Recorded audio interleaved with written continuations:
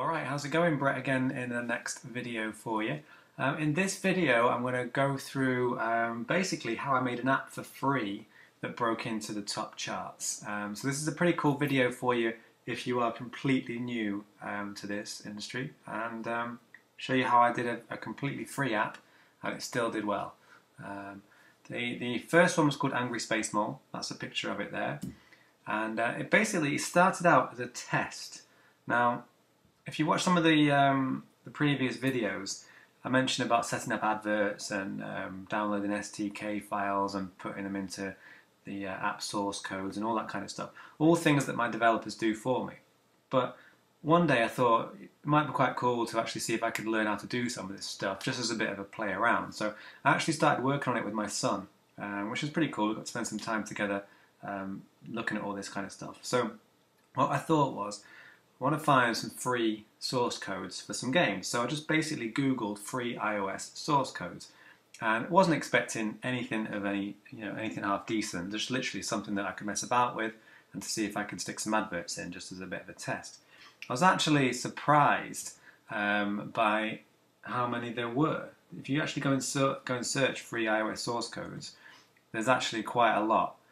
So basically I downloaded what was kind of like a Dodgem style never-ending game, which is quite a cool, popular type of game style anyway. It's a bit like, imagine like Doodle Jump, where you just jump in forever. It was similar to that, but you're dodging things coming towards you, basically. So, downloaded the source code, completely free, and I opened it in Xcode. Xcode is basically Apple's integrated development environment. You'll get that free as part of your development, Apple Developer membership. So I opened it up in that.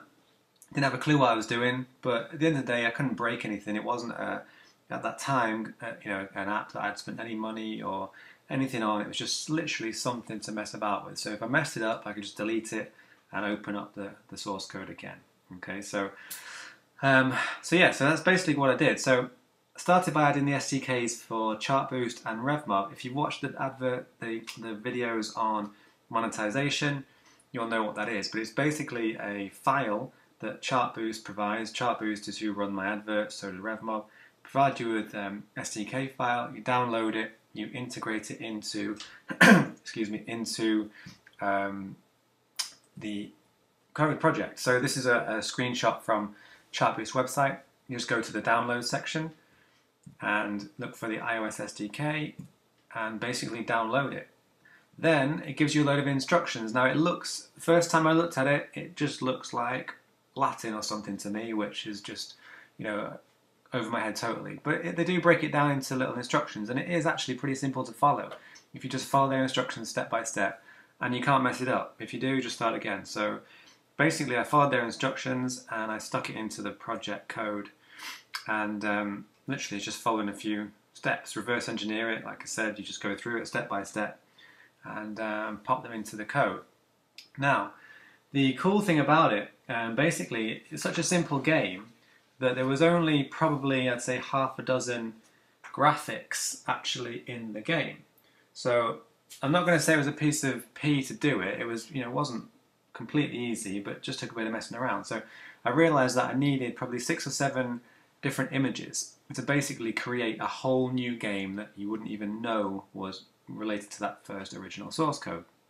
So what I did, I got my developer to, as a favour, just to create these simple graphics. Now, he didn't charge me anything for it, but before you say, hold on, that's easy, you had a developer in place, blah, blah, blah, I appreciate that. But what he told me afterwards is it probably would have been about $200 to create those graphics, which is nothing. So basically, if you follow everything I'm telling you, you'll spend $200 and you'll have the game. Now, if you're any good with Photoshop, or you know a guy that can do it, it wouldn't cost you anything either. Okay, so it depends on what stage you're at in your whole app journey.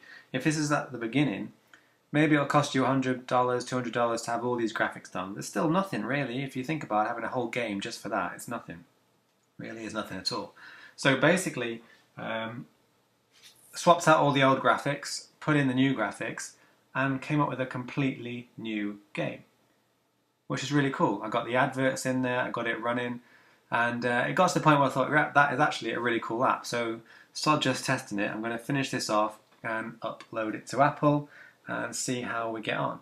And it was cool. We broke the top 300 charts. I probably messed up my slides here, but this is actually showing you 3 games that I've now done from that first original source code. So I've got Angry Space Mole, Tour de Fearless Run, Crazy Future Cars. The cool thing about it, Angry Space Mole, basically because of the images, you're flying and you're dodging asteroids coming towards you. But the other two, you're racing vehicles going in the same direction. No coding work changed, just literally the graphics, so it appears to be different style of games, which is cool. Just never-ending game.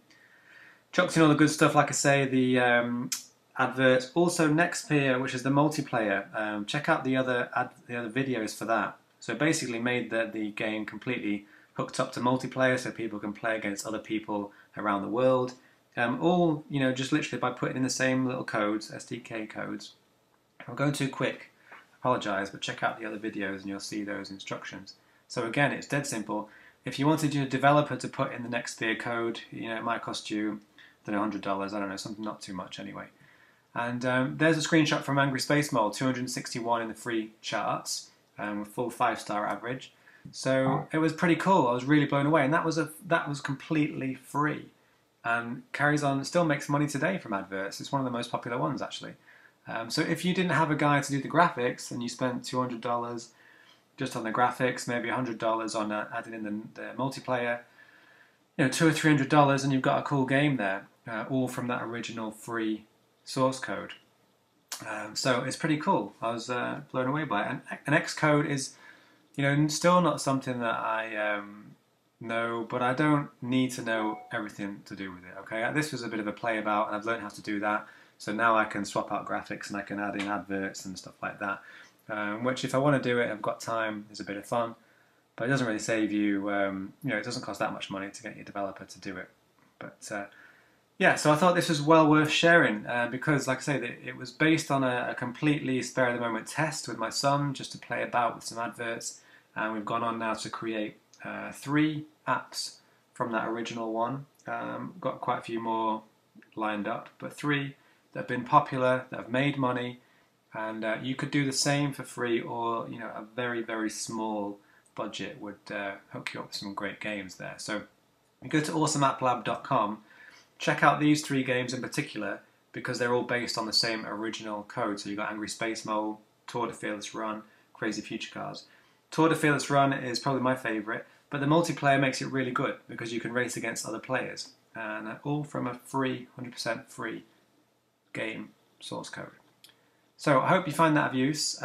Check out the other videos on Chartboost and stuff like that for the help with the installing, and get in touch with me as well. But thanks for checking out the video. I hope you enjoy it.